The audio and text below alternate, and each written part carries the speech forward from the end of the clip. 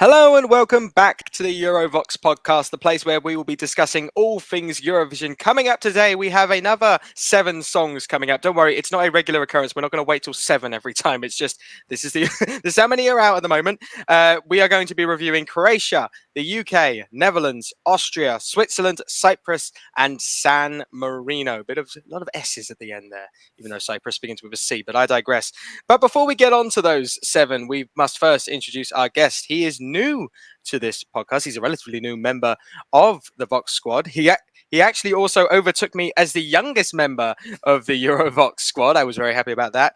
And finally, and most importantly, he supports the greatest football team in the world in West Ham United. It is Josha from the Netherlands. How are you? Hey, hello. Thanks for having me. I'm doing good. You too? Yes, good. Even better with West Ham finally getting a win this year. That was nice on Monday. That's really good. Right. Well, before we get on to the main section, we must first start with 3 questions. We always ask our guests 3 questions. So, like last week, we're going to have to slightly adjust the first question because sadly, dear Josha, poor Josha here, has never been to a Eurovision in person. He needs to go to a Eurovision in person. He must make it his life mission. But I did really want to go to Rotterdam. I had like 8 computers in the order, but Ticketmaster screwed me up. Ticketmaster does that to many people. That is not just you. But we will adjust the question. So, Josha, first question: what is your favorite Eurovision moment? So, just anything that you can remember. Basically, I don't want a song, if that makes sense. You don't want a song? Ooh, my favorite moment. If it was a song, it was a really easy question. But the favorite moment, I think. That's really difficult. You threw me off there. I think the moment when Arcade, Duncan Lawrence, won the Eurovision, because that was for me, I think I watched Eurovision for 6 years then, and my country came off a period of really bad entries. Like we have still the longest non-qualification streak. I hope for Latvia and Georgia that they are not going to break that. But when the Netherlands won, it was such for the whole country a big shock. And for me, I was like, oh my God. Yeah, it was one of the best days of my life when he won. I can imagine. I mean, it's one of my favorite Eurovision entries of all time, Arcade. And even the light behind you reminds me a little bit of that light. Yeah, the ball. Yeah. It's an homage. Imagine when the UK win in your lifetime. I hope it happens. That'd be nice. Hopefully, I've got a few years for that to happen. On to the second question then. We don't have to change this one. This is fairly straightforward. Josha, what was your favorite Eurovision entry in 2023? So last year. Last year, it's a difficult question because it moved. Sometimes it changed a little. But I think overall, I really like Belgium. Oh, nice. Gustav. It was... Yeah, I had 3 songs and it changed up a bit. Like Joker Out and from Slovenia was one of my faves, and Cha Cha Cha, of course, as well. There we go. Yeah. But I think Cha Cha Cha was the most on number 1, I think, last year. But in the end, I think Belgium. See, that's good to have Belgium, because whenever I ask this question, it's always Sweden or Finland. It's like every answer is one of them. What was your favorite? Finland, to be fair, so I can't complain about other people saying that. But Belgium's also a fantastic song. I really like Cha Cha Cha. I really wanted him to win. Yeah, out of the I did love LOREEN, but out of the 2, I think Cha Cha Cha would have been my preference. I didn't really like Tattoo. It was a good pop song, but nothing special for me. Yeah, that's completely fair. And then on to the final question. It is our guest question. We always ask our previous guest to send in one. So this comes in from Dom. So he wants to know, Josha, what is your favorite Eurovision entry that finished last place in the final? Okay. If I really do have a quick fire and not can think about too long, I think Black Smoke from Germany 2015. Because that was pure bullshit. I don't know if I can swear here, but you can swear, it's fine. Yeah, that didn't make sense at all. It was a really good song. I really like Lord of the Lost as well from last year, but I think also Germany, but I think Black Smoke should be my favorite. Yeah. I tell you what, yeah, Black Smoke nowhere near deserves 0 points. And to be fair, with the new system, I don't think it would have got anywhere near 0 points. So, it would have been No. like, it would have got like 15 from each, maybe. I might be getting that wrong, but it wasn't 0. I know that for a fact. Austria was worse that year. I actually didn't mind Austria myself. It was a good song, but not better than Black Smoke. But Put it this also, way, I am a biased Brit. Even I say we should have come last that year. Like we sucked in 2015. I don't know Not how the three best songs. one. I don't know how 3 songs finished below us. Same, yeah. I tell you what though. I remember when Dom, obviously German, sent me that question. I said there's a 50-50 chance he says one of our nations, UK or Germany, and you did say Germany. The Team Dom here. Yeah, Team Dom. So now we come on to the entries we will be discussing today, and up first, getting all the buzz, I would say, from recent times, it is Croatia. Dora finished on a unique spot in Sunday. We don't get many Sunday national finals. I remember we had Poland last year finished on Sunday, and I remember everyone loving the result of Poland last year. That was a very popular. Everyone loved that one. I remember I did the live for that. It went the comments weren't kind. No, they weren't. I remember thinking they won't be great. Anyway, I digress. That's the only link, because Croatia have got their winner, and it is the very quirkily named Baby Lasagna with the song Rim Tim Taggy Dim. Rim Tim Taggy Diggy Dim Tim Taggy Diggy. There's no going back. My presence face the black. Yeah, there's no going back. My anxiety gets So that was Baby Lasagna with Rim Tim Taggy Dim, Croatia's entry for Eurovision 2024. Baby Lasagna is from Umag, Croatia, and as many people in Eurovision circles know, was a replacement entry in Dora after Za withdrew. Yeah, I know. I can't understand that at all, but okay. I have my theories. I might comment on them a little bit as we go on, but we'll get onto that later. So, Croatia obviously qualified for the first time in a long time with Let Free Mama Shur last year. So there was always a little bit of pressure to build on that success. Mm-hmm. And I don't want to put words in your mouth, Josha, nor do I want to put words in mine. But I'm just looking at the odds here. I feel like not only have they followed on from that success, would you say they've maybe gone even further? I believe so. Yeah, of course. Yeah. But I know what you think about Let 3 last year. Oh yeah, we'll get on to that. for you, it wasn't that hard, I believe. Anything would have been better than Let Free, apart from Let Free themselves, who also took part again this year. Spoiler, didn't like that. Didn't like it. I found it even worse this year. Oh really? The yeah. studio version I liked, but the live was a bit messy. Hated both. Genuinely, if Let Free had won this year with Baba Ruga, it would have been my least favorite Eurovision entry of all time. I hated that. I hated the song. I hated the performance. It was like, what the hell is this? It's not even like got a message behind this. This is just rubbish. Anyway, they didn't win. I'm not going to have a rant about Let Free anymore. I'm free of Let Free, everyone. I'm done with them.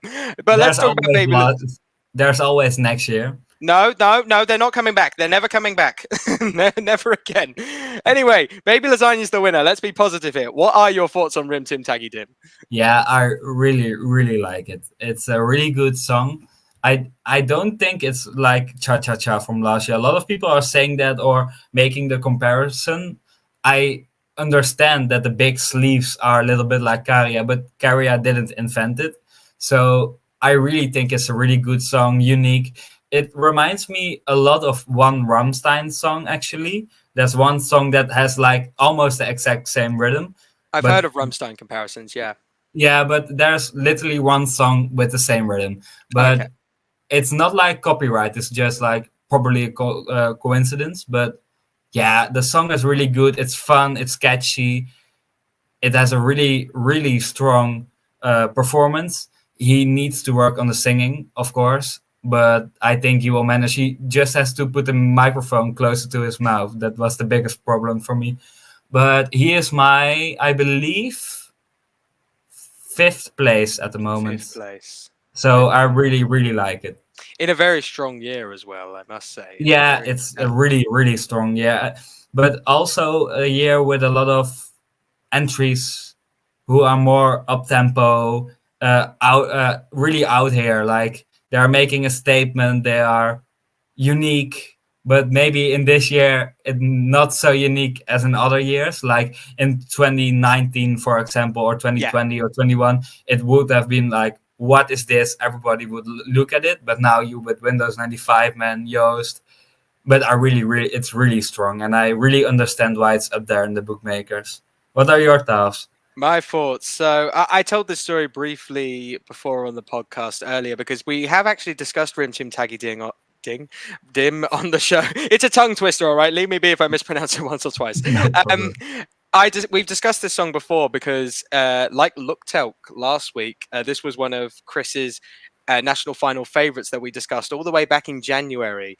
Oh, really? And I will just say the story of how I came to like this one. I really like this a lot. Basically, I was listening to the Dora songs, I believe, while working from home, because I had nothing else to do, and I thought, yeah, chuck them on. I actually, and then I heard Baba Ruga from Let Free, and I thought, oh no, this is crap. And I saw you like, in the group chat. I saw you after you watched and it. then I was listening through the rest of the songs. I was speaking to our dear Croatian friend Sanja at the same time about the entries. There was a couple standout ones. Like I like Gasoline. I think Gasoline was a really good song. But I was listening through and I was like, oh no, none of these are going to beat Let Free. None of them are good enough. It kept going. I messaged Sanja. I was like, come on, we needed one that can beat Let Free. And then I thought all the songs were over because they did them in alphabetical order. But then they decided to put Baby Lasagna at the end because he was replacement. And I thought, oh yeah, there's this Baby Lasagna guy. Let's see what he had. And then I was listening to it. I was like, oh, this could do it. Yeah, this is good. yeah. I remember smiling a lot. I enjoy this entry from the studio. I love the techno dance break in the end. That's fantastic. And then it just grew and grew on me. And I was like, yeah, this is the choice, Croatia. This is the choice. If you send Let Free over this, I will write. That's the last Let Free reference. I promise. This is an entry. This is an entry, and I don't think there's much debate here. Is the best Croatian entry of the 21st century, and I don't think it's close. For me, I didn't hear all the entries. I'm rewatching a lot of Eurovision right now because we are both a bit young, but for me, it's probably the best ever. Best ever. The only reason I don't say best ever is because I know Maria from, I might have mispronounced that. It's from the late 90s. It came in 4th place. When you get to that Eurovision, you'll see why I'm hesitant to put it above that. But it is 21st century, 100%. Yeah, for sure. I love a rock song. This has a great rock feel. I really enjoy the message about this song as well. This actually has a message that can resonate with a lot of people. It's not just jokey for the sake of it. And look, yeah, as you said, he didn't invent big sleeves, guys. Not every quirky. Carrier also did not invent quirky entries. Let's just clarify that immediately. It's not. Verka Sadushka didn't invent quirky entries. No one who did well with a quirky entry invented them. In the same way that Eleni Fouera and Chanel did not invent dance, bops. People can send quirky entries and not be the same as Carrier. Musically, I really do not see that many similarities Nothing at between all. the two. There's some like heavy metal's not the right word, but like heavy sounding rock.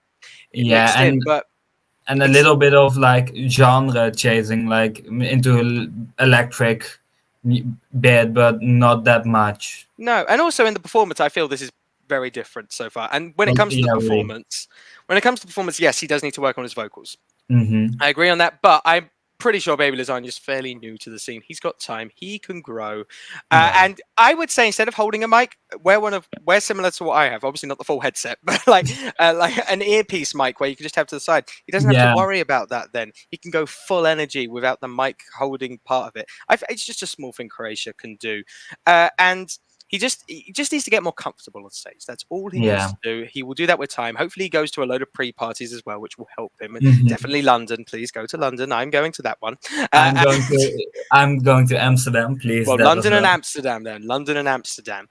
And then, I would say that there's some lovely core elements to this staging that you keep the essence of it, just elevate in MALMÖ. I wouldn't say, you can't go with this copy and paste and expect amazing results, but elevate, like Karia did. He took the core elements from the UMK staging and elevated to a higher level. Well, Baby Lasagna does that. I think maybe with copy pasting, maybe top 10, but like, well, we'll get on to predictions actually, because obviously this is as of today. We are recording this on Friday, the 1st of March, just to clarify, in case it changes when this comes out. But as of now, this is first in the odds. If you'd have told me that at any point in my Eurovision fandom, within like, I've been a fan since like 2018. So Croatia is not, during my time, Croatia is not necessarily known for being good at Eurovision. If you'd have told me then that at some point Croatia would be first in the odds, I'd be shocked. So they are first in the odds now. So how do you see this getting on? Is this the winner of Eurovision? Well, for me, it isn't the winner. I see this doing very well. Top 10, I can see for sure. But I just don't see... I know it won the juries in Doha. A lot of people say that. But I don't see it doing that well in Eurovision. And I said it in a group chat before. I believe like this year will be very split with the juries and the televote. Like the televote winner can be 20th with the jury and the same thing for the juries. But I really think like you can win if you win the televote and come 8th with the jury this year, maybe. But I think it will be 5th or 6th or something. I think it will be very good and it will be a high televote score. But I think Joost Klein, Windows 95 Man, Estonia with 5 Minutes and Pulup, Zora actually, and Ukraine, like all the songs it is a really strong televote year. So I don't see, like last year, one really big televote score. I see a lot of big televote scores. Yeah, there's such a fascinating element of songs potentially cancelling each other out. And if, what the precedent of sending multiple wacky, quirky entries is to Eurovision when it comes to the televote, it's going to be fascinating. I feel like this is top 10 guaranteed. I don't see a world where this does not come top 10, which would be Croatia's first top 10 in years, many years. I can't remember the last time they came a lot of years. It's at least, I think it's at least like 19. Do they come top 10 in 2005? Maybe 2004 is the ballpark. I know for sure 2003 they came in top 10. It's around that mark. It's around then, but definitely not since the turn of like 2010. This will be their best result by far since then. Yeah. As I said, we're going with expectations here. We expect Baby Lasagna's stage presence and his vocal capabilities to improve.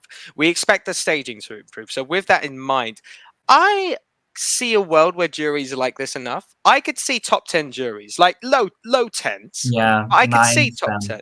Yeah, I could see it. If Carrier came 4th of the jury at the end of the day, then there's a world where Baby Lasagna gets a good jury. And then, televote, let's not worry about that. I think that's at least top 5. Top 5 for sure. And then, where this can come, I believe Croatia's best result in the contest is 4th. Easily, this could challenge for their best result at Eurovision. Easily challenge top 3.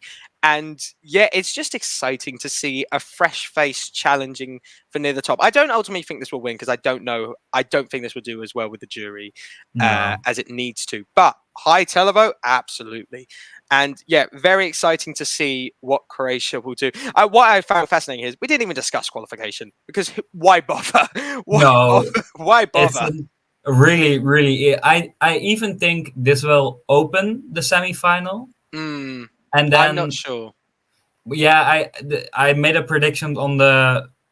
Yeah, it has to depend on. No, I believe we have all the songs. Only Serbia for the Serbia's first tomorrow. Yeah. Yeah, and then we have all of them. I think they want to have an up-tempo song, and then it's only Cyprus and this. And Lithuania. Yeah, but Lithuania is not an opener as well, I think. Well, I mean, we'll come on to the other potential opener and how I think it might be them. Lithuania is one of my favorites as well, by the way. Well, Just saying with Chris. we'll come on to Cyprus, but yeah, as we said, we don't think we need to worry about qualification with Croatia, No. but they do have to go through it, and they are in the first half of semi-final 1. So now we come to our second entry of the show, and for those who know me, there might be some significance for this because it is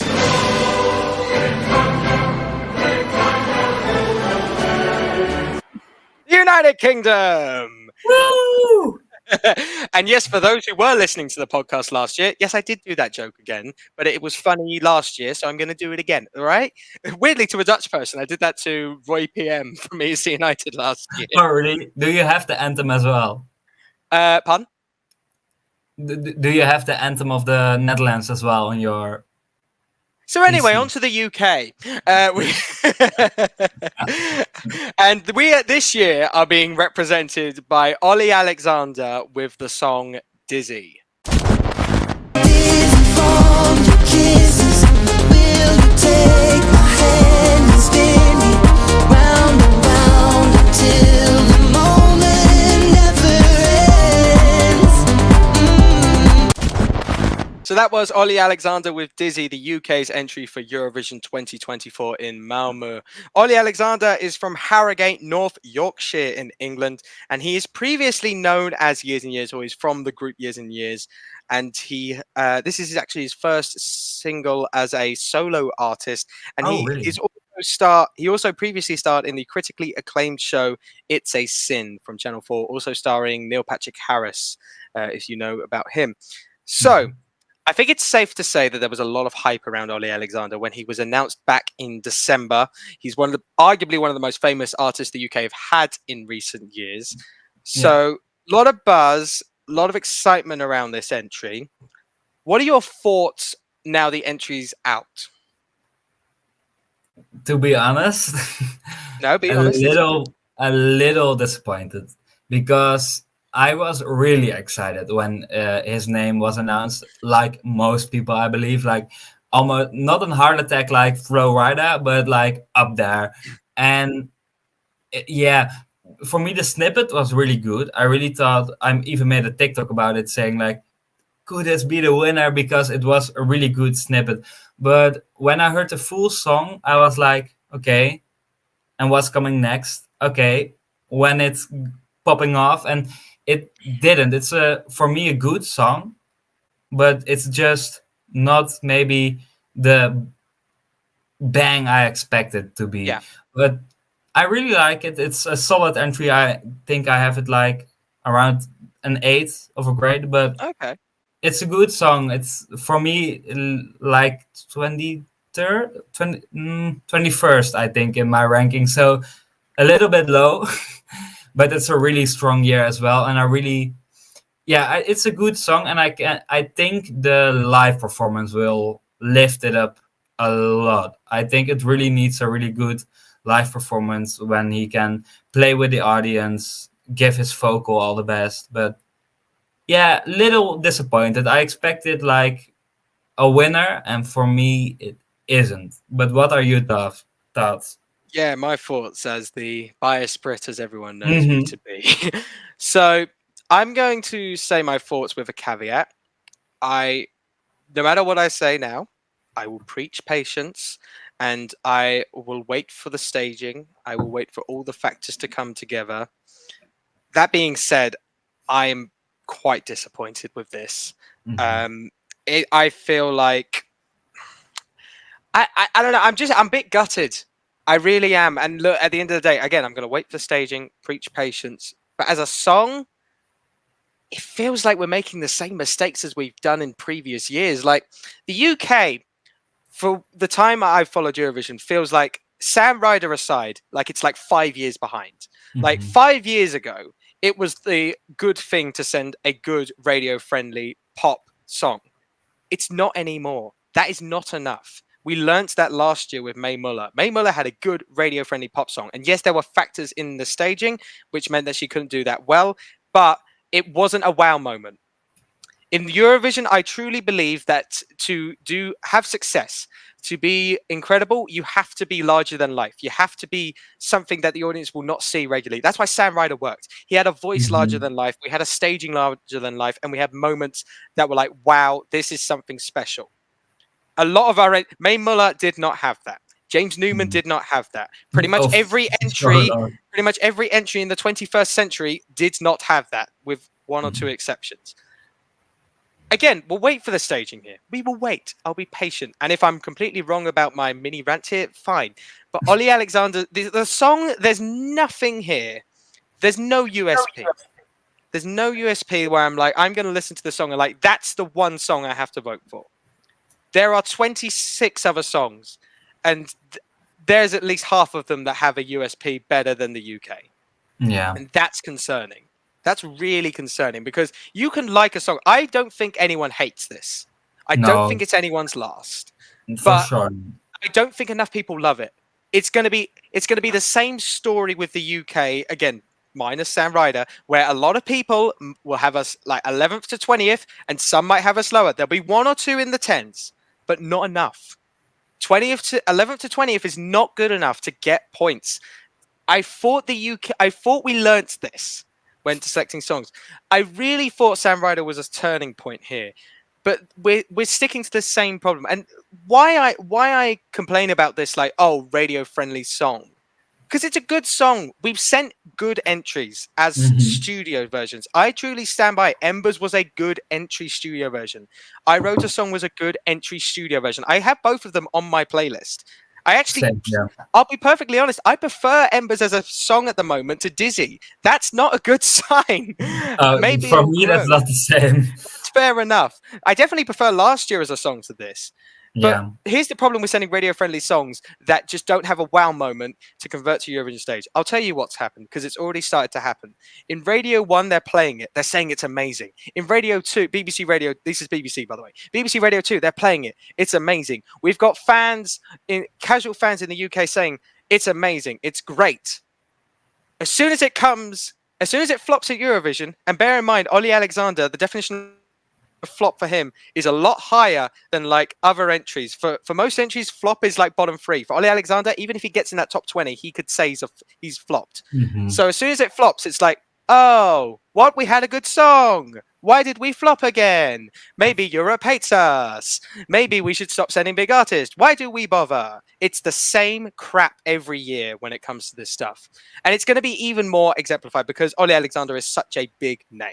So all of a sudden, oh, maybe the big names don't bother anymore, because Ollie Alexander needs to set that precedent. And I am hoping he has damn good staging to not justify this entry.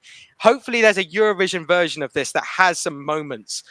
I have a bit of more faith in Ollie Alexander than like a James Newman to get staging, because at the end of the day, he's a performer. He's a trained actor as well. Well, maybe not trained, but he's acted.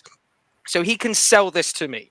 I want Ollie Alexander to sell this, not even just to me, because I can't vote for this. Sell this to you. Sell this to the people of Europe. Sell this to everyone that can vote. Sell this to juries, whatever. I don't care. Sell it. You need to do that on stage. This needs wow staging. If this is the top 5 stagings in Eurovision this year, this is not going to do well. And this will be not a disaster for the UK, but after the success of Sam Ryder, we are pretty much back to square one when it comes to perception of Eurovision in the UK. Anyway, that's my mini rant over. We will get we'll go on to predictions now, because I have said my cautions on this. But overall, trying to predict what will happen with the staging and just the overall performances, and maybe this song growing in people's minds, where do you see the UK finishing this year? Well, actually, you said UK is a bit behind. This song actually really reminds me of like a 2001, I believe, like I Would Die For You from Greece. Like a little bit like the slow pop song, not really big wow moment. It's almost the same, like we are back in the 2000s. And I don't know, it's a bit dated. I think the public will see that as well. I kind of actually disagree, as much as I've been negative for the last. I disagree. I believe that this actually is a modern, fresh track. As I said, it's something that I would hear on the radio in the UK. Yeah, that's true. It's just just a good radio track, though. It's not elevated. You know what I mean? So I do believe it's modern. I will give it that. I don't believe it's dated. For me, it's like it was modern a few years back. Like maybe, but it's still a good radio song. Like. But then a good radio song from a few years back. But I believe this will be really much elevated live. He's a great performer. He's a great singer most of the times. He's a great dancer, actor, as you said. So I really think he will have to sell it live. I don't see it in the top 10 televote. How good the staging is, I just don't see it. Because there's a year with a lot of good male songs. Like also, France is really a jury song, and Belgium as well. But I really see it doing really well with the televote as well, and I just don't see it for the UK. But I actually, with a good staging, good song, we all know juries love good radio songs. I believe this could be a top 10 with the juries if it's done really well. But my gut feeling says or 14th or 18th, but I don't think a lot better than that. But I also don't think it will be bottom 5. I mean, I hope so. I hope not bottom 5. So I sort of mirror what you were saying when it comes to the jury. Staged really well, yeah. Juries could enjoy this, especially in a year of dance entries. This could be the most radio friendly one, so it could gravitate towards them that way as just quality, because it's good quality music. I'm not denying that. Yeah. Televote, I really worry for this. I am praying that Ollie Alexander's got enough fans around the world, because I remember I was looking at the lineup this year, all the songs. There's 26 other songs. Realistically, I can see 23 of them getting a higher televote than the UK if the circumstances line up. No, I'm not saying all guaranteed. Like, there's some debate in a couple of them. But, like, realistically, I could see 23 of them, if the circumstances are right, finishing above the UK. I will say, I don't think it will come last, and I'll tell you why, because Germany's not one of those songs. I like Germany, but I feel like we will finish above Germany. So I don't think this is coming last. I will take 14th to 18th at this point, to be perfectly honest. Whether that's good enough to justify sending Ollie Alexander, I will accept the consequences of that after. But at the end of the day, 14th to 18th is still one of our best results, despite not being what we expected. I don't know. I'm usually so positive about the UK, and I want to be, but I just feel like we definitely had far too high expectations on Ollie Alexander. Everyone did.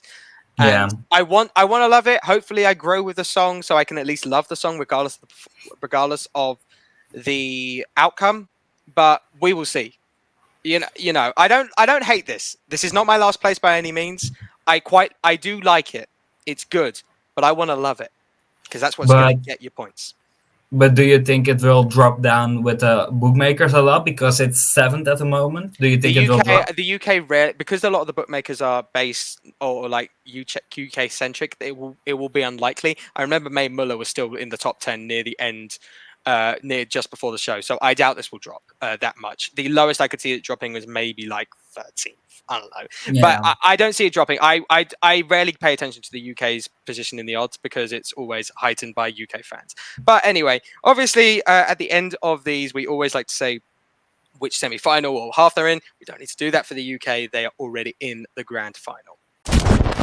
And now we come on to our next entry, and we go from one of our nations to the other, and I will allow Josha to try and play this through his speaker. It is...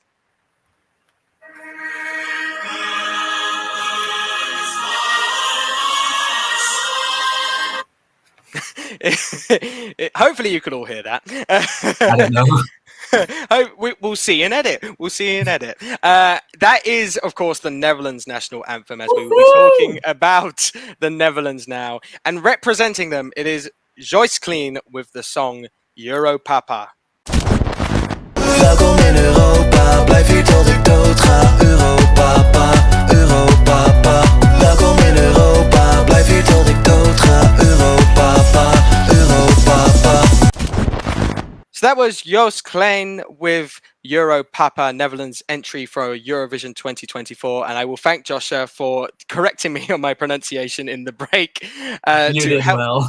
Thank you very much. I am British. We are not known for good pronunciations. No. So Joost is from LOREEN, Netherlands, and a nice little touch here. This song is actually dedicated to his father, who sadly passed away at the age of 12. Josha, you can add on to this, but I believe the story is he always said he wanted to take part in Eurovision to his parents. So this is just a nice homage to them and a message to them.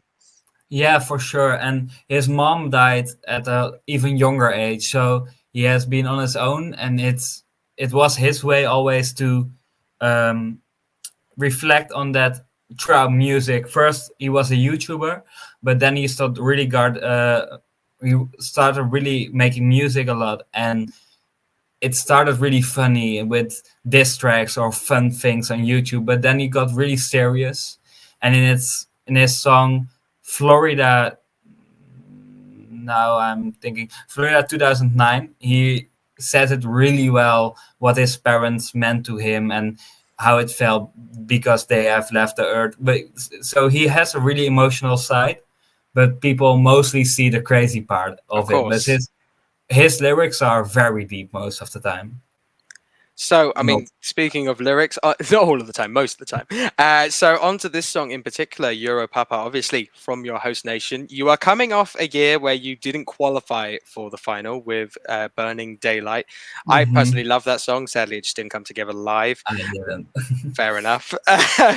But you come back with Euro Papa. What are your thoughts about this being your country's entry for the contest? Well, now I have to rant, but in a really positive way. Well, I have followed Joost Klein since he was a YouTuber, actually, and I've seen him live 3 times now. One time with the writer of the song, the other writer of the song, Danny, and I always knew he was a really good performer, really good rapper, really good lyrics, really good beats.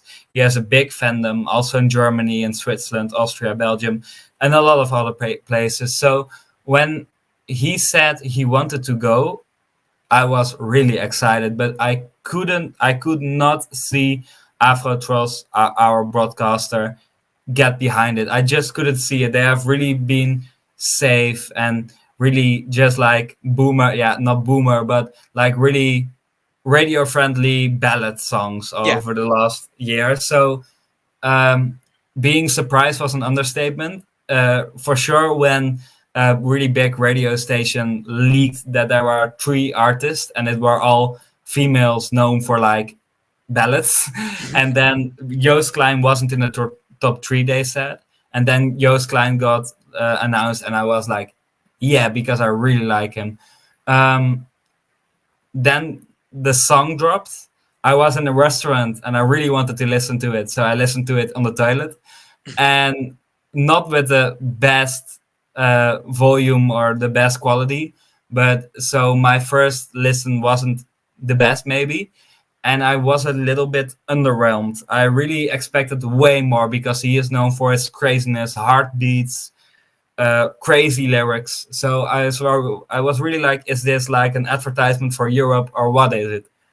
Then I got home, listened to it 2 more times. So I listened to it 3 times. And then I had it, I think, like 9th after my first listen. And then it got straight up to 2. Like, oh, wow. I really, really, really like it. And the lyrics is really catchy because I'm Dutch, so I understand everything. I can almost say every word now. But it's really catchy also if you're not Dutch, I think. It has a really fun meaning. It's a good meaning for his parents. That it has gabber in it is like, for me, crazy because I didn't expect to ever see that at Eurovision. And also there's a little piece of a really famous movie in the Netherlands. So it has all the elements to just be like, he said it like 100% Dutch. It's the whole Dutch history almost in a song of the last years in the music industry. And he said it Netherlands 2010, Sineke, Shalali Shalala. I don't know if you know it. I'm very aware of that entry. Yeah, maybe it was a really bad song, but like this song There's no from maybe Joost, about it, Joshua. There's no maybe. I liked it a bit, but like it's not the best song, and people can say about this song what they want as well, but it's more representative of the Netherlands, like any song we have sent ever been. Like Joost Klein and Sineke just really complete the story of like our music industry, and we have rappers, we have like LOREEN kind of stuff here, but that always has been a scene like unique and developed in our country. So I really, really like that he put it in. It's really catchy. The music video, I think, is, correct me if I'm wrong, if there are better ones, I think it's the best music clip of the year so far. Interesting. I think the visuals are amazing. Really like it. The burning house at the end, really emotional ending. It shocks a lot of people. It isn't in the Spotify track. No, they've got to put that in the actual performance, I think. So I really dang hope it will be, because it's not too long. So he can put it in. And yeah, I just love it. I love the lyrics. I love the catchy bit. His unseriousness, but also his serious twist at the end. Yeah, I can see people get behind it, but I will do more in the ending of the predictions.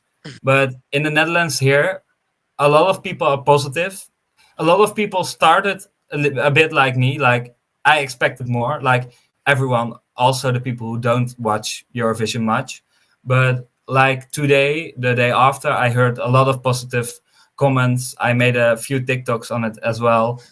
People were, yesterday it was like, I don't know if it's gonna win. A lot of boomers hate it, like old people hate it. But that doesn't surprise me. no, me too. Like the Netherlands is really straightforward. We like the songs of LOREEN and the John Steers or something. We like good vocals, and so this is like controversial here. But like the young people are so behind it. Every young person loves it. Like I got 400 followers just because of the Netherlands. I didn't have any Dutch followers, and I got in like one day 400 because the Netherlands is going crazy about this song. That's very good. For the young people, this is the best thing that the Avatars could have done to make the Eurovision more popular in our country. And that's what I'm going to end with. So, to be honest, I don't have much to add to that. I can see the value in this entry. I'm just going to put this down, sadly, to one that I'll respect, but maybe not for me. I like the ending. I like this you know, the bit at the end with the ending, the bit at the end. English, please, Harry, elaborate. The sad part at the end, but also like the bop bit. I like that. I'm not sure, but the rest I'm quite lukewarm on, to be perfectly honest. It's neither serious enough, or of course it's not serious enough, or like crazy enough, I think, to fully gravitate towards. I understand. Like it's not for me. I'm not the target audience, clearly. At the end of the day, the views on the YouTube video suggest that there is a big target audience for this. Sorry. That's fine. No worries. Not for me, but I fully appreciate there's joy around this song. People love it. So I'm not going to stop that joy, by no means. It just might not necessarily be that high in my ranking, I don't think. Is it, like, funny that you mentioned it, is it one of the most viewed songs in 24 hours in history? Yeah, it's up there. It was on, I think it was over 1 million views in like even 4 hours, let alone 24 Yeah, I don't hours. know.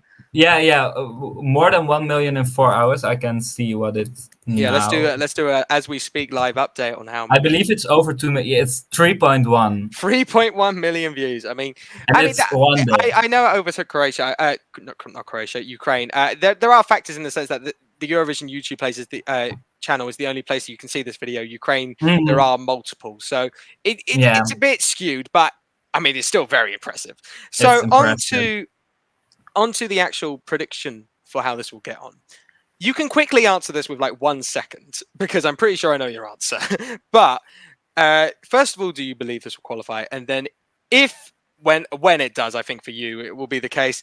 How do you see it getting on in the final? I do think this will qualify. Yes.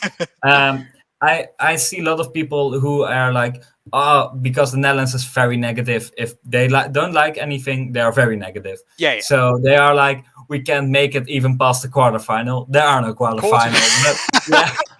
Oh, So- God. In some ways, I like quarterfinals. Just make Eurovision longer. Why not? Yeah. So now you know, not everybody in the Netherlands know what they are talking about. Yeah.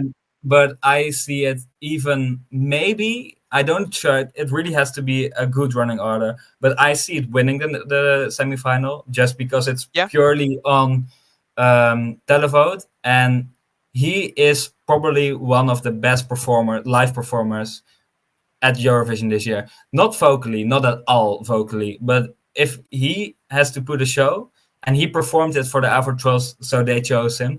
I believe he has crazy. I think the performance will make it more crazy.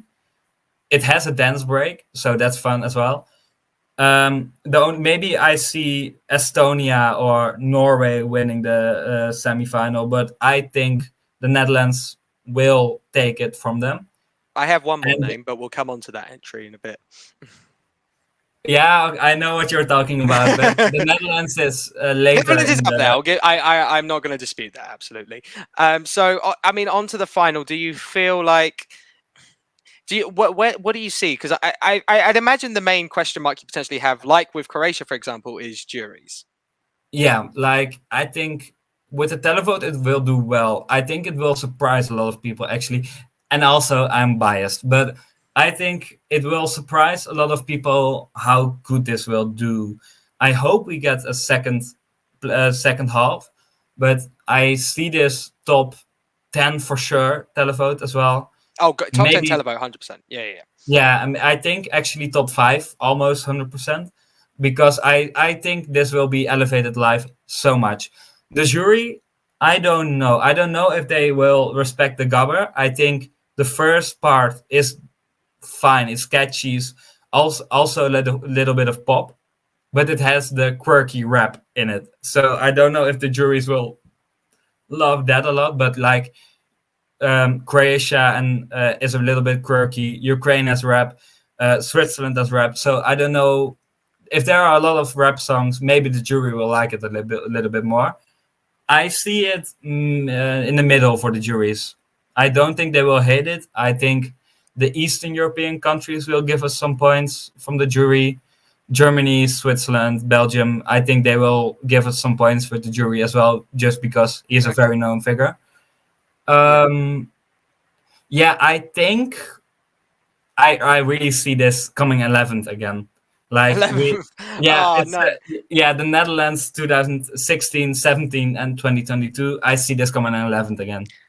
I can see that. I definitely pushing for top 10. I think I have a bit more. It's qualifying. Not going to dispute that.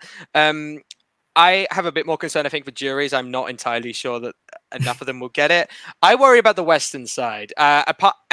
Basically, any country where Joost is not necessarily massively famous, I'm not sure we'll get this. Mm-hmm. I'm not completely convinced by the East either. Like, for example, I can't see Ukraine giving this jury points. No. I don't see enough. Genuinely, if this didn't get in the top 20 of the jury, I wouldn't be 100% surprised. No, televote, different story. Televote, like it's coming top 10. How high up? I'm not sure. Again, it's that act of balancing out the quirky entries. See how Windows 95, man, Croatia, yeah, exactly. So we will see. But qualifying 100%, I think left-hand side of the leaderboard definitely possible and definitely challenging for top 10. But first, Netherlands has to get through the semi-finals, as we said, and they are performing in the second half of semi-final 2. And now we come to our fourth entry of this episode with Austria, who are being represented by Kayleen and the song We Will Rave. When the darkness hits and we can't be saved, we run, we dun, dun, dun, we will rave. When our hearts are burning, we feel no pain, we run, we dun, dun, dun, we will rave. So that was Kayleen with We Will Rave, Austria's entry for Eurovision 2024 in MALMÖ. Kayleen is from Wales, Austria. That's not Wales as in Wales from the UK. That is Wells. She is also a professional dancer, and she is actually one of the lead stand-in artists, or was one of the lead stand-in artists for Eurovision in 2018. And she's done it many times as well for Junior Eurovision. She did, weirdly, a lead stand-in for Solas as well from, really? remember Sophie? Yeah, Oh yeah, I Sophie saw Lennon. it today in the chat. Yeah. Yeah. Was it Fuego as well? She was a stand-in, or I might be making that one up. No, I don't know. I have seen one, but I don't know what it was.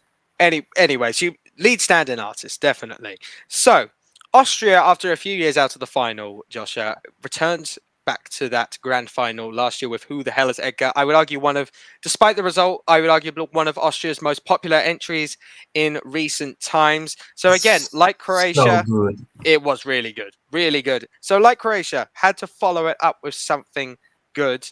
What are your thoughts about We Will Rave doing that? It's not in the top 4 for me, like my my Eurovision scoreboard, but I see the hype behind it. It's a really good song.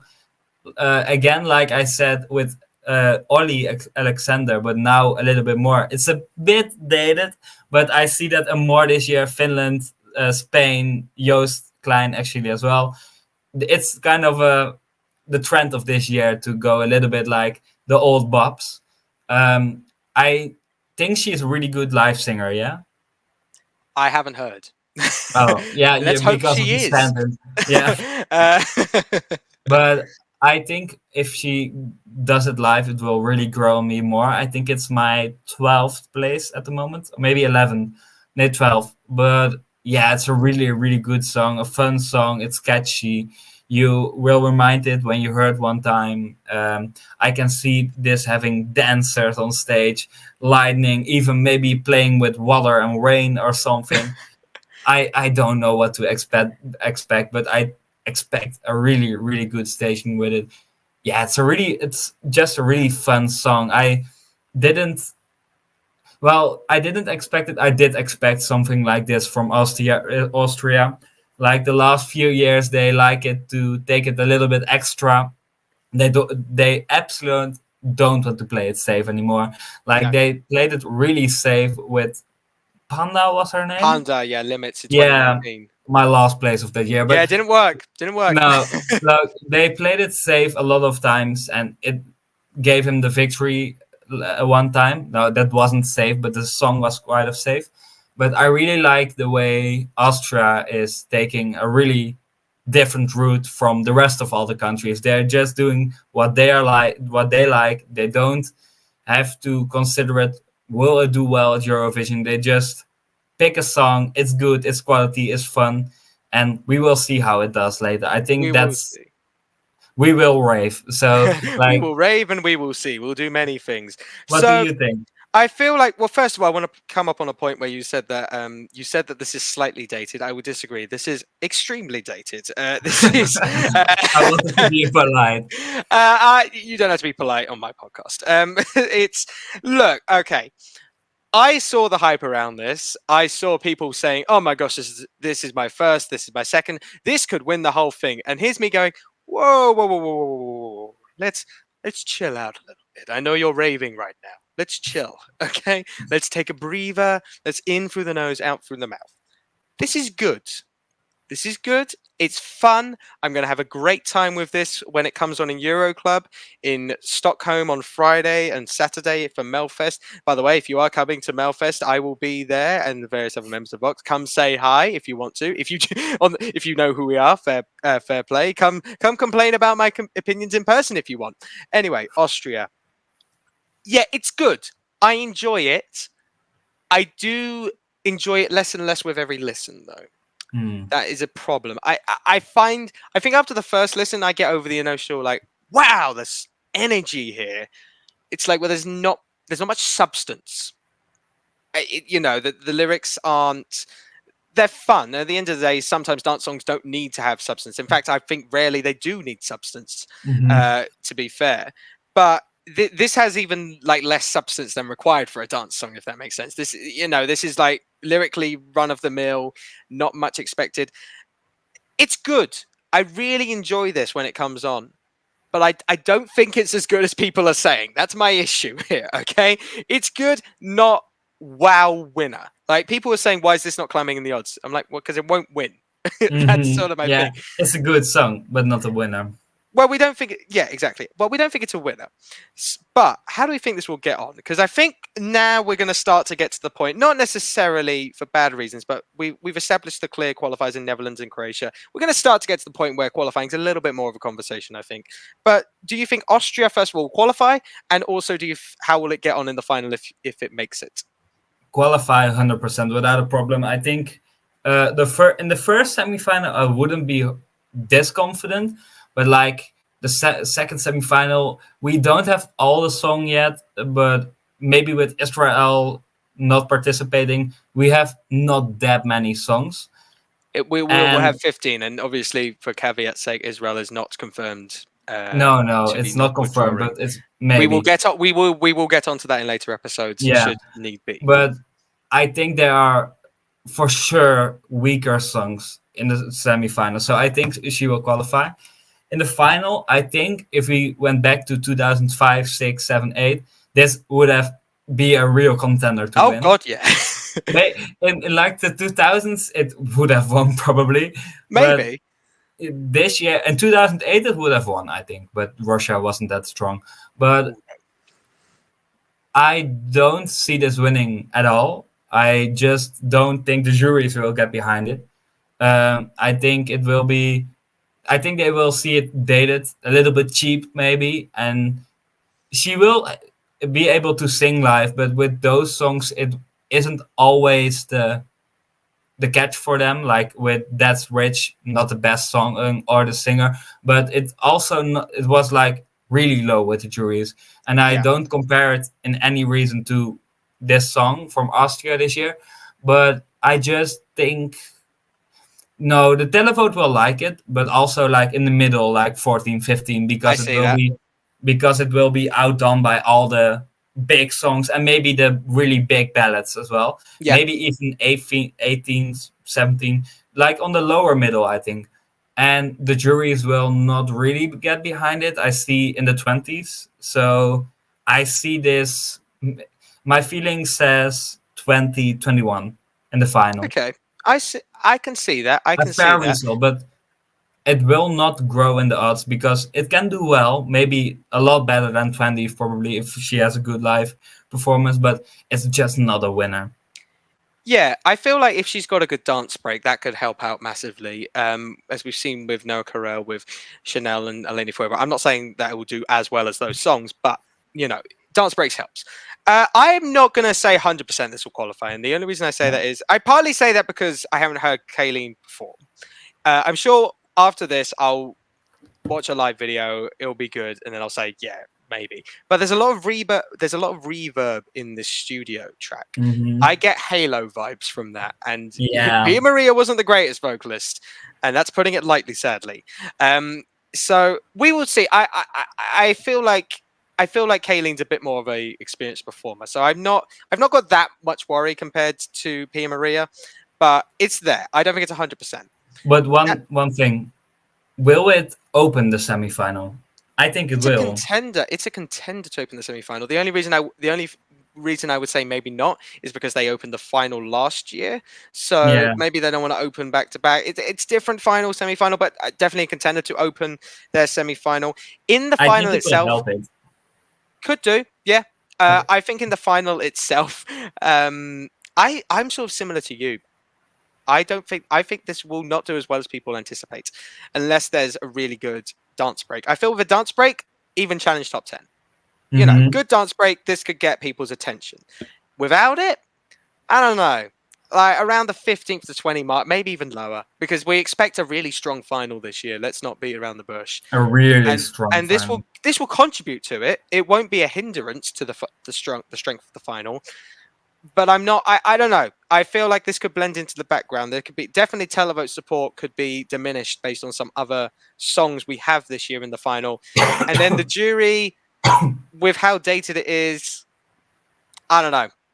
I just have hesitancy. But that is our thoughts on Austria. They will be performing in the first half of semi-final 2.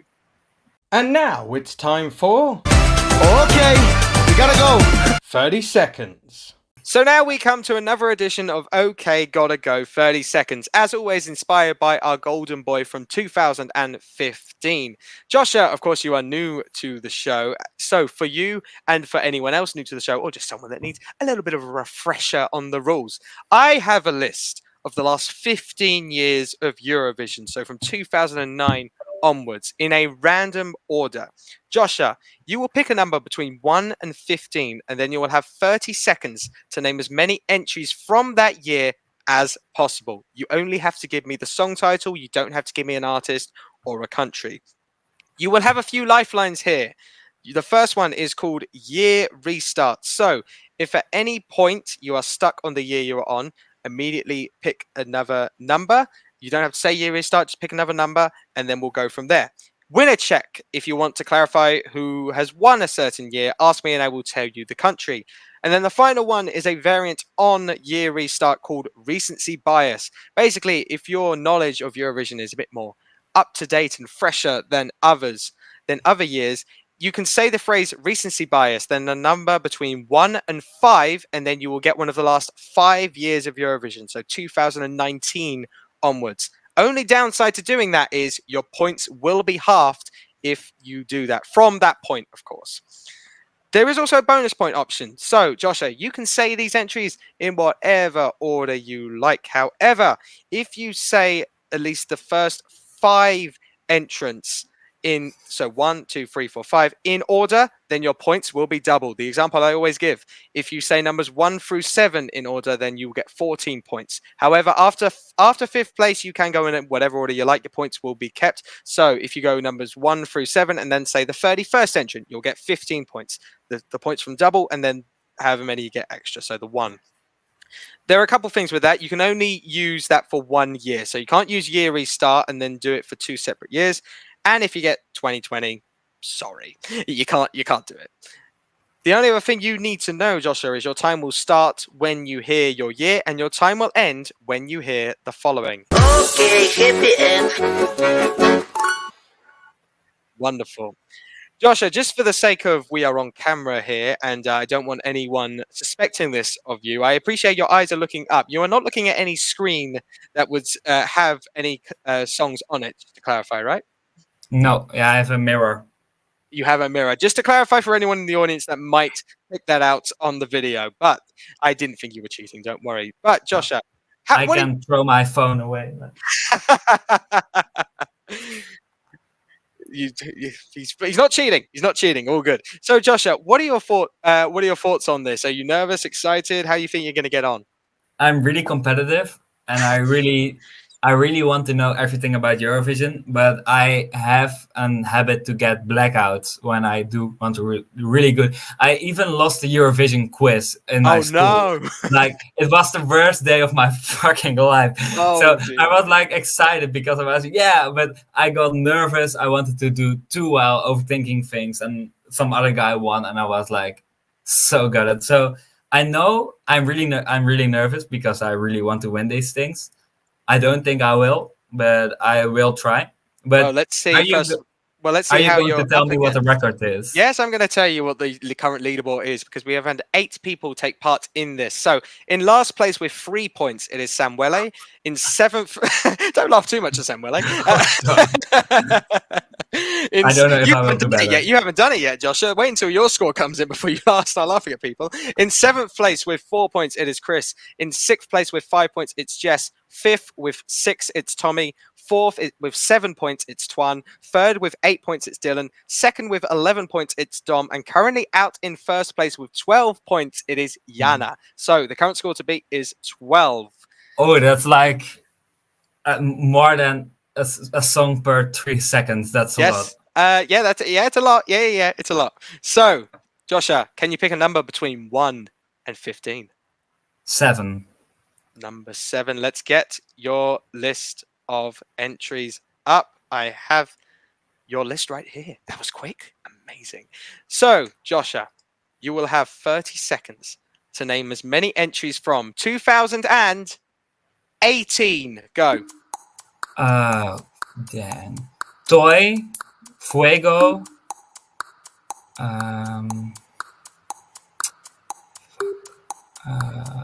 What was in third? Go in Let any You Walk order. Alone. Outlaw in fuck, I have a black eye. Dang. Okay, happy end. Oh fuck! I really got a black eye. I got 4 songs. That's so bad. Oh, I think you got caught up in doing the order bit, sadly. Yeah, because I know what in third was Austria. Now I Austria, remember. that was it. Yeah. Yeah, Nobody But You was the one you were looking for. Yeah. Dang. I'm disappointed. I had to do another year, but that's okay. Year restart. I was just screaming in my head. I was like, "Don't bother with the year, with the order. Just name entries." So yes, sadly, Josha, you got a grand total of 4 points. For those playing along at home, if you wanted to do the top 5, we've had 2018 a few times actually pop up. So to do the top 5, you would have had to say Toy, Fuego, Nobody But You, You Let Me Walk Alone, and then Nobi Eve Fuato Ambiente from Italy was that final I couldn't pronounce that. I think. yeah, that's where you would have come unstuck. So currently on 4 points, not currently, you will remain on 4 points, which puts you tied for 7th place along with Chris. So yeah, If tied. I come back, can I do it again? I feel like if you come back on the podcast, there'll be a different variant on the game. Okay. So I don't Excited. think you'll do years again, sadly. But we'll hopefully so. Hopefully you'll come back on the show, I'd imagine. But that is the current score. So Joshua slits in nicely in 7th place. Sadly, you're not even the highest Dutchman on here. Twan beats you in 4th Yeah, I place. know. You can't even That's claim painful. that. But Jana is still out in the lead on 12 points. And that concludes another edition of OK Gotta Go 30 Seconds. So now we come on to the final 3 songs of this show. And up next, we go to Switzerland, who are being represented by Nemo and the song The Code. I went to hell and back to find myself on track. I broke the code, like dominoes. So that was Nemo with The Code, Switzerland's entry for Eurovision 2024. Nemo is from Biel-Saspien, Switzerland. There's a hyphen in there. There's a slash in there. I don't know why. Anyone from Switzerland, please let us know why there is a slash in there. I got that information off Wikipedia, so I hope that's correct. They took part, actually, fun fact about them, took part in the Masked Singer in Switzerland season 2, coming in 5th place. So I always like these little nuggets of like reality TV show taking part in. They are very frequent, I find, within Eurovision acts. So throughout this entire period, Joshua, the head of delegation, I remember, was preaching that this is not a male ballad. This is not a male ballad. This is not a male ballad. He said it. I think he said it wasn't a male ballad. This certainly ain't a male ballad. This certainly ain't a ballad. What are your thoughts on The Code? I have to admit, of the songs that dropped yesterday, it's the one that's the least stuck in my head. Like, it's not my lowest ranked, but it's the one that I know they're rapping a bit and like the opera stuff, but I can't really get the song in my head yet. I think it has to get a few more listens for me, but I think for me it's like right in the middle, like 15, 16 so far. I know it's a really good song. I know when I heard it, like I was a little bit like, it's much, but not in like a crazy way, but it's like a little bit chaotic. Like you go to rap, you go to opera, you go to a little bit calmer stuff, quick stuff. Like it's really busy, but I like that in most of the songs, like this one as well. I think I really have to listen to it more, get it more stuck in my head, because it's the rap part really reminds me of the rapper NF. I don't know if you. I know NF. I love a couple of his songs. I went to a concert of him, and it's like a little bit of like the rap part is like exactly NF. So I really, really like that. And the other parts, I see why it's doing well in the My Eurovision scoreboard, 8th, I believe. Around there, yeah. Yeah, and the bookmakers around top 10 as well. So I really understand the hype around it, but it's not yet the song for me. That's fair. So with me, this came out of nowhere.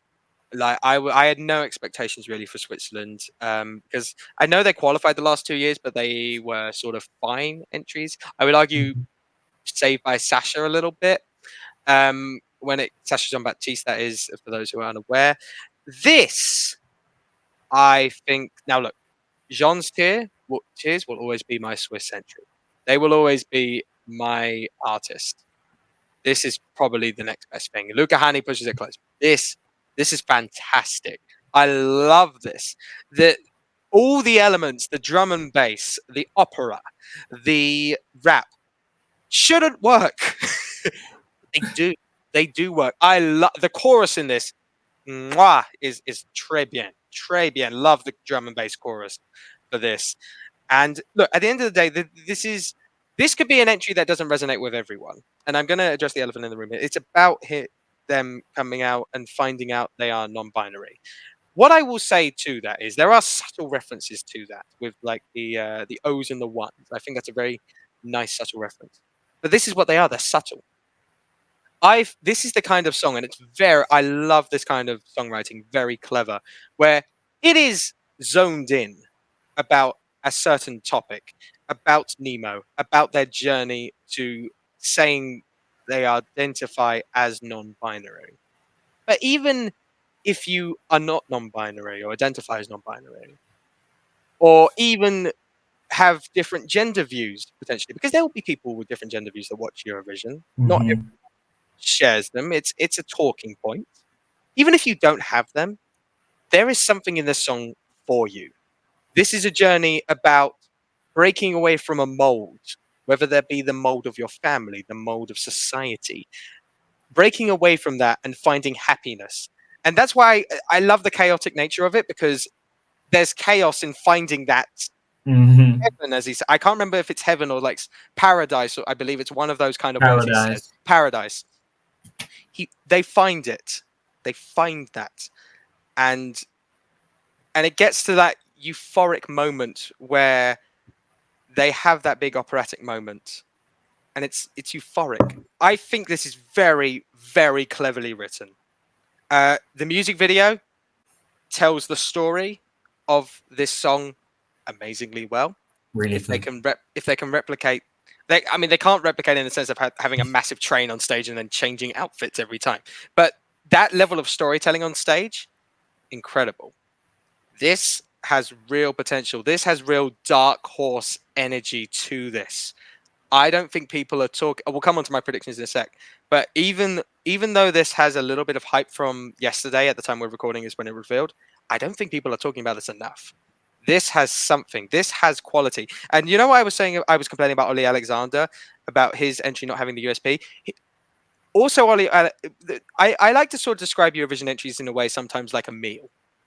Ollie Alexander is like you ordering arancini.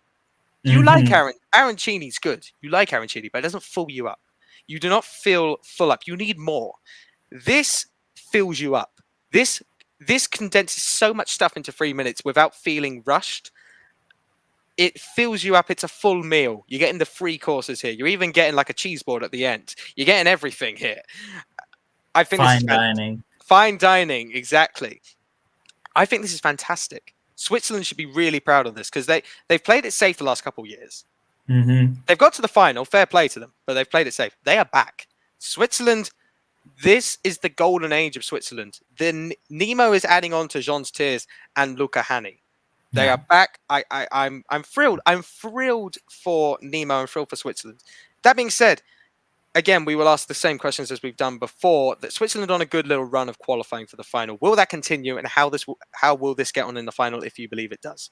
Well, first I want to know how is Switzerland ranked in your ranking so far? So I don't do my rankings until all the songs are out. So I really? said I like to have it like a little occasion that I do them.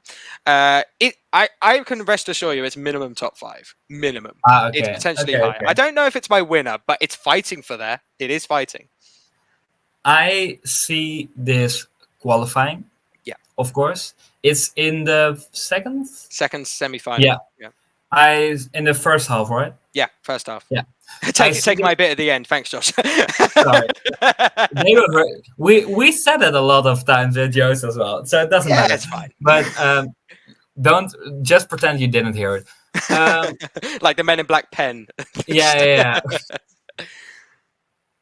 I think it will qualify.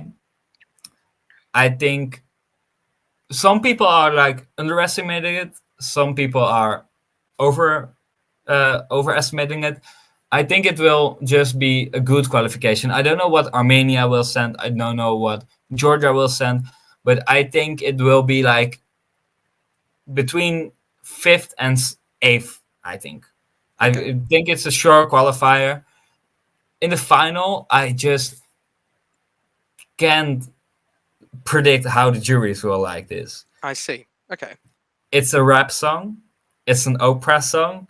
It's a bop song. It's a pop song. It's a everything. So there are certain genres the jury love, like pop, opera. Like the jury loved it, but mixed with a lot of things like drum and bass, like we have Caesar, like with "It's My Life" in 2013, like the Dracula guy. It was like opera, but with like techno as well. And I don't know if the juries.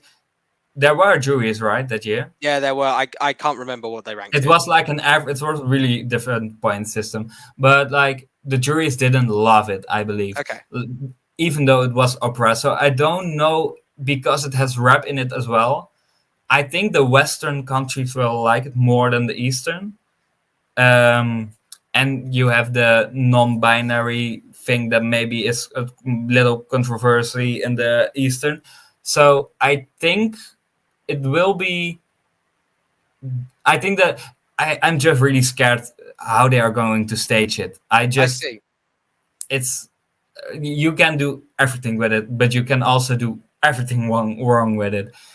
So I think in the higher mid-table for the juries, like 12, 14, like above Joost for sure. And with the televote, I can see this being top 10. If it has the best staging ever, I can see this top 5. But I can also see it like a little bit like 18th, 20th. So it's... I see. Switzerland is all over the place for me. Like with the jury, with a complete prediction, with the televote, I just don't know how it's going to end. It's like the most difficult one because it's the most absurd song of the year. Because it's not really weird or something, but it just has everything. And they made a really, really strong song. So it's going to the final. Switzerland is going to be happy with the result, but I don't know if it's I don't think it's a contender to win it. I, in some way, disagree. I You know expected what? that. You know what I keep coming back to? I keep coming back to this idea of what if. What if Switzerland can tell this story as well as they do in the music video? What if Nemo's vocals are as good as they are in that studio version? On TikTok, Those vocals could scream jury winner if done right. If they're spotless, we know what good vocals are like. Sam Ryder's vocals were spotless. They appreciate good vocals. LOREEN's vocals were fantastic. You mix that with good staging. I'm just fascinated to see this live. You mix that with good staging. The sky's the limit for this. Really, if there's one entry which could jump up in the odds, come the rehearsals, this is it. It's this one. This entry right here. This is in the final. Unless they completely can't sing this live, then this is in the final. For me, top 10, very, very much possible. Very much possible. And this is quirky, but still mainstream enough. This is not completely out there. I see a world where this plays on radio. And Same. that's in Western radio. And again, regardless of your political belief, your gender beliefs, I don't believe the non-binary thing is shoved down your throat enough to affect your voting. It's put in cleverly. So I can't wait. I can't wait to see what this does. I really think the sky's the limit. I'm not ruling this out as a winner. really, really not. But of course, first Switzerland have to get through to that final, and they will be performing in the first half of semi-final 2. So our next song of the episode will be taking us to Cyprus, and they are being represented by Celia Kapsis and the song Liar. Take a look at yourself, 'cause that is what you need to do. 'Cause the only problem in this room is that about you. So that was Celia Kapsis with the song Liar, Cyprus's entry for Eurovision 2024. Celia is actually born in Sydney, Australia.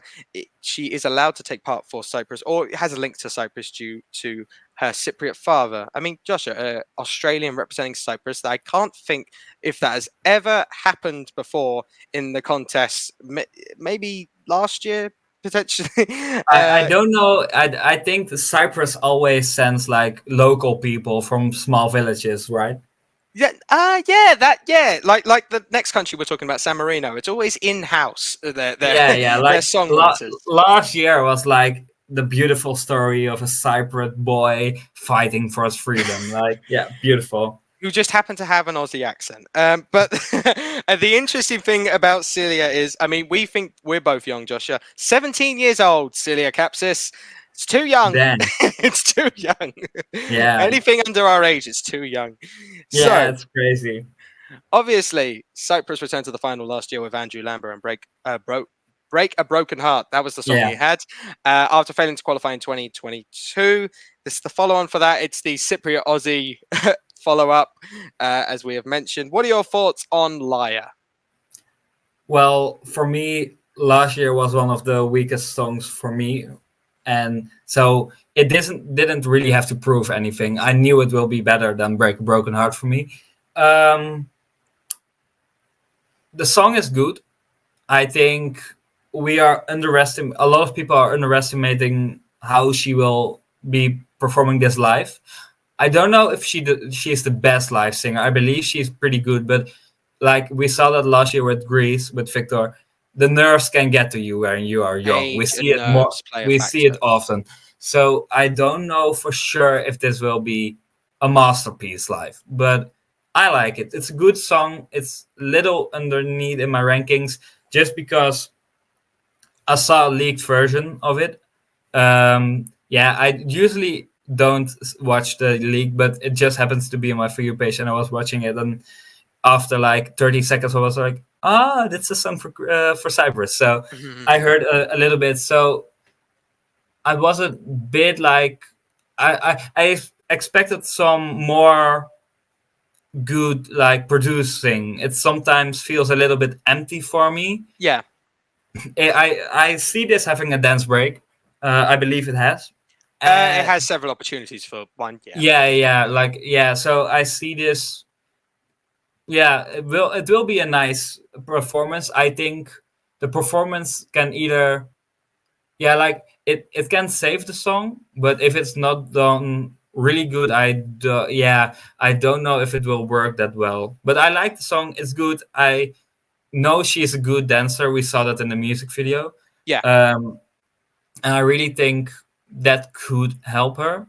Yeah. Even for me to like the song more. So for me, it's a little bit underneath in my rankings because we have a lot of female bops every year, and this is just a little bit below average for me. But I can see that change heavily when we see the rehearsals. I sort of get the vibe you have. It's when I heard this song, my reaction was fine. Like, it's good, but unremarkable, I think is the best way to describe this. I think the choruses are a bit too short. This has some lyrics that I find quite amusing. I've got it here, actually. Let me get up the lyric that I found amusing because again, I found it quite amusing. It's the opening line of this is waking up in the morning and I'm feeling like ooh la la. How do you tell me, Celia? How do you feel? What ooh la la is not a feeling. I have that feeling every day. Yeah. How do you feel like that? It's just lyrics like that which make these dance bops a little. I know they don't have to have substance, but they have to have sense. That's all I ask. Like Georgia last year, like Thing is perfectly known. great Thing is known, sentence. Josha. Thing is definitely known.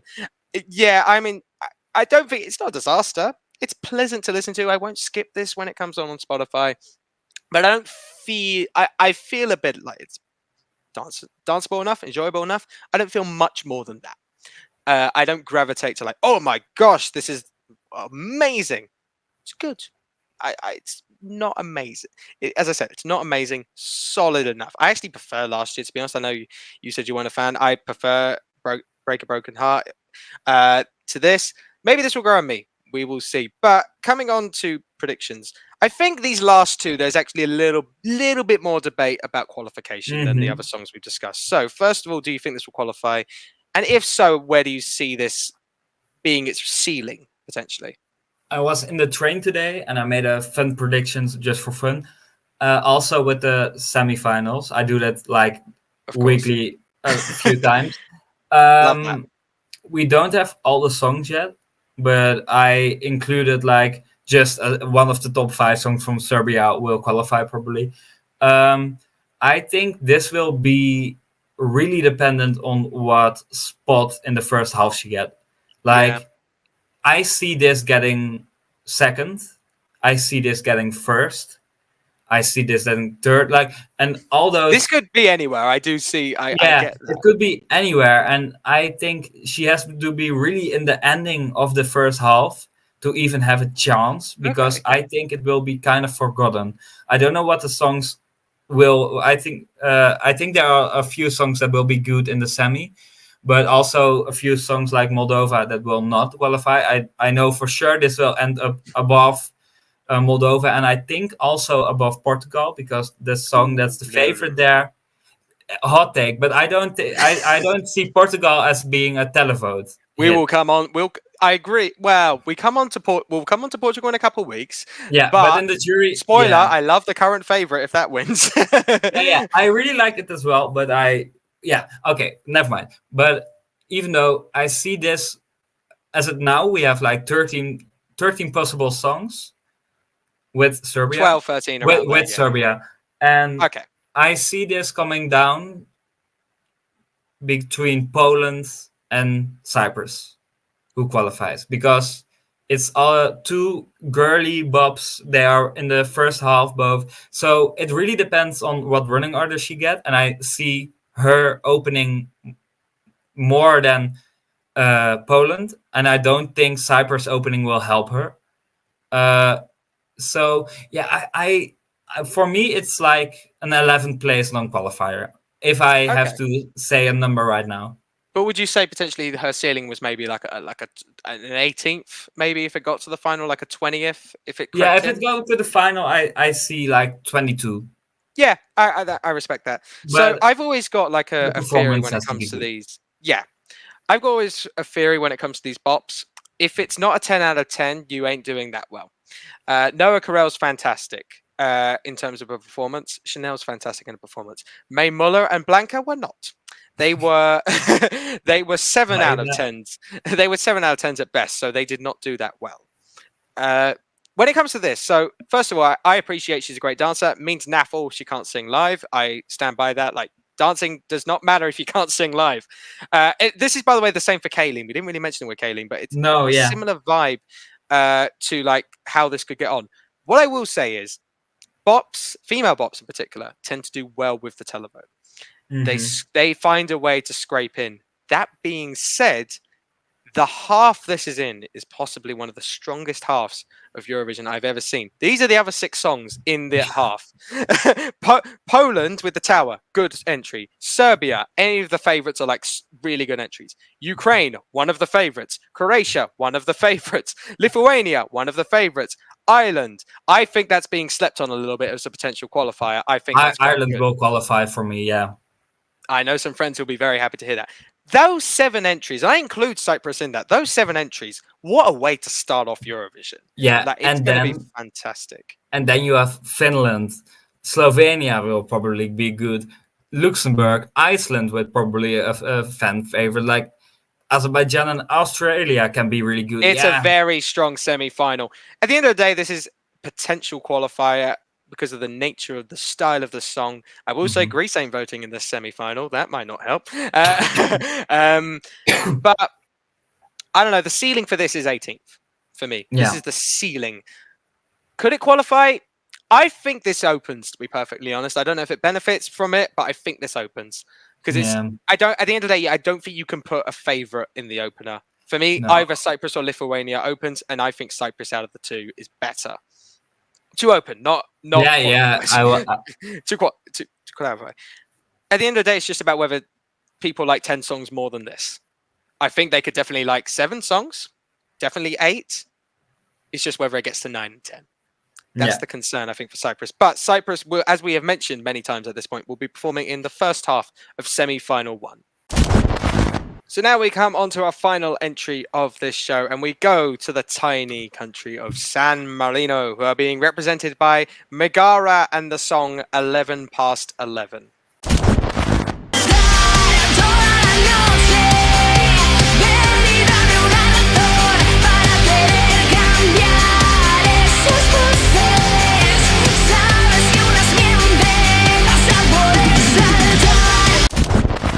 So that was Megara with 11 Past 11, San Marino's entry for Eurovision 2024. Megara is a band formed in Madrid, Spain. Yes, they are the first Spanish band or Spanish act to represent San Marino, first Spanish song as well. And many Eurovision fans will know Megara for taking part in last year's Benidorm Fest and finishing in 4th place. So, Josha, I don't know about you, but when I started my Eurovision 2024 bingo card, I did not have Spanish very popular band represent San Marino at Eurovision on it. Don't know about you. Even worse, I didn't expect like San Marino reject from last year representing Spain this year. It's very Benidorm weird. Fest reject. Yeah, it's the most. They swapped. Yeah, I say. it's so random, but I'm really glad to see them both at Eurovision. No, I didn't expect this. Even a song in Spanish for San Marino, it's like really weird, but the song is good. Yeah, I don't like it even close as much to Arcadia. Arcadia? Arcadia, yeah. Yeah, Arcadia from last year. But that was my 14th of the whole season, and I gave it a 10 out of 10. It was So, really good. It was really yeah, good. and this one, it leaks a little catchiness, like a real chorus. Like it has a chorus, but it's not like that hook that Arcadia gave. It's also like down in my rankings, I believe, on the same level as Ollie Alexander right now. So it's not a good point for the UK to be on the same level at San Marino for me. I like the band. I think they are one of the artists that can go from a 7.5 to like a 9 if they do the live performance right, because they are good live. They are chaotic live. They can really surprise you and bring everything out of the stage that is possible. I see them using the whole stage, fireworks, crazy outfits. Yeah, the band is really good, so I'm not surprised it winning in San Marino because it was easily the best song. Yeah, I think for song-wise, because we don't know the act yet, but I will go. Yeah, I will go there with the predictions. Song-wise, I think it's good, but it's not that impressive, catchy, or memorable as Arcadia from last year. Yeah, that's fair. Arcadia was better. I agree there, but I still love this. I think this right up my street with the rock vibes. Yeah, It's one of my favorite San Marino entries ever. I know it's not. I know it's not that hard. Adrenalina is still going to be the best, but it's up there. It's definitely top 3. I'm putting it out there. I think this is fantastic. I really enjoy this. This is getting higher and higher in my personal taste. I love the rock vibes. I'm a rock boy at heart as well as a ballad boy. I know those genres can mesh, but like it varies. For me, this is just fun. Like it's unapologetically fun. Megara's a very fun band. They seem to love the Eurovision scene. I hope they come to some pre-parties because they seem to love the fans. I Come think to they the will. come to the fans. Come to the fans, Megara. But Spain for sure. Oh, they'll do the Spain ones, yeah, but we wanted the other ones. We want London and Amsterdam, of course. Yeah, of course. Yeah. I think that I think this is being slept on a little bit because it's San Marino. I think this is quite good. It's miles better than last year. Not even close. It's in a different atmosphere to last year. If this gets 0 points like last year, something's gone seriously wrong. This is not getting zero. No, but Spain And I'm not is in just- their semi. No, Spain's no. in their Spain's voting in their semi, as is Italy. Yeah. Two factors there. Malta is actually voting in their semi as well. That might play a factor. But I think I really enjoy this. And also I love the like flamenco rock part. That gives it that little USP that if performed well on stage could hook some people. A flamenco rock that sounds interesting. All of it that pricks your ears a little bit. So love that addition, and it's just fun. It's just high energy fun, and that will attract an audience. So that being said, I think it's safe to say San Marino are not the best at Eurovision, especially when it comes to results. Well, they are They up haven't there as qualified. the best. I think statistically they're not by any means up there. They haven't qualified the last 2 years, coming in last place last year with 0 points. How do you see Megara and San Marino getting on this year? Will they make it to the final? Can they make it to the final? Well, as I said, like song-wise, it's good, 7.5 for me. But with the performance, it can easily be a 9. It can even, if you heard more, it can easily be a 10, and it can be one of my favorite entries as well because I really like rock songs as well. I see this doing good for San Marino standards. It's a semi-final with another rock song, a little bit more upbeat songs. Well, I think we'll come to a semi-final too. What it's with in a sec. Yeah. Yeah, it has. Yeah, I don't know if it will qualify. That was the question, right? Yeah, qualify. Yeah. Yeah, I think it will maybe just. It will be like a 9th or 10th place, and Spain and Italy and Malta will for sure help. I know for sure my country won't vote for it because it's not the genre we choose for mostly. But I think if it qualifies 9, 10, like it scrapes through, but it can scrape through with a really, really good staging, which they will perform. I see this just qualifying. Yeah, I can see. I don't know. I think for semi-final 2, I need to wait for all the songs. Yeah. My concern with San Marino is the half they're in. They're in the same half as Norway, Netherlands, and Estonia. Yeah, that's kind of the same stuff. How do you separate those? How do you spread those out? I tell you how you do it. San Marino has to be slot 11. I'm saying now, it's called 11 past 11. It has to be in slot 11, please. I am begging you, running automakers, put this in slot 11. What I love is the fact that this has a chance for San Marino. It's not every year they're in with a chance of qualifying. I think quality-wise, this is up there with Say Na Na Na. It's up there. It's better than Maybe. It is better. It's above Say Na Na Na. It's above Maybe in 2014, and it's almost there with Adrenalina. I think. Okay, on that one I don't agree, but no, Adrenaline is better. Adrenaline is better. Just to clarify, Adrenaline is better. But in terms of like actual song quality, I think it's not that far off. I don't think. No. San Marino always has an uphill battle. At the end of the day, Adrenalina only got through past the semi-finals in like 9th or 10th place. It wasn't convincing at all, despite it being a favourite going in. So they've always got that hill to climb. I think Megara will bring budget. They will bring money. They will bring stage presence. They'll bring energy. They'll bring a lot. They'll bring some flamenco rock, which again, I can't emphasize enough. It will help them get votes if staged correctly.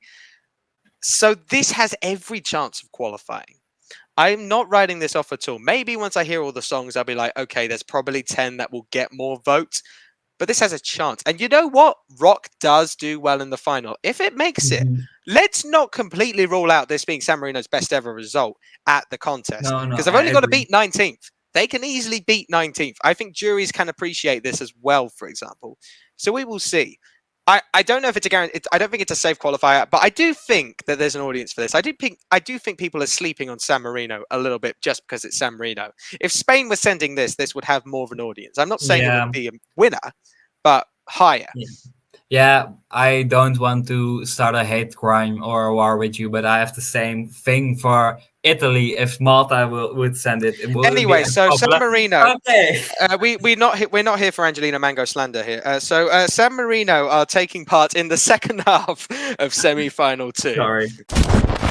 So that will do it for another episode of the Eurovoxx podcast. Thank you so much for joining us. Coming up next, I'd love to tell you really what it's about. However, all I can really say is next episode will be a very special episode of the podcast. And all I can say as a hint is look at the calendar for next week and look what one of the days celebrates. That's all I will say when it comes to the episode. That's genuinely partly all I can really say because that's mostly what I know. But rest assured, regardless of this, I should also clarify, in case this comes out after this, obviously we will cover Iceland and Serbia in future episodes. If this episode comes out after they have selected their songs on Saturday, we appreciate there might be a bit of confusion there with the 7 songs we selected. Iceland and Serbia will be in later episodes, I promise. And of course, the other songs that are yet to be announced will join them.